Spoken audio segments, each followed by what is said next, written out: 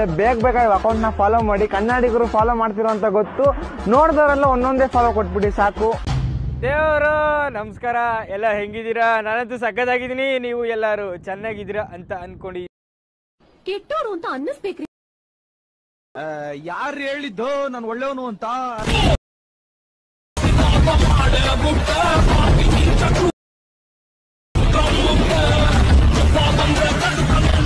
One more ಅನ್ಬೇಕು.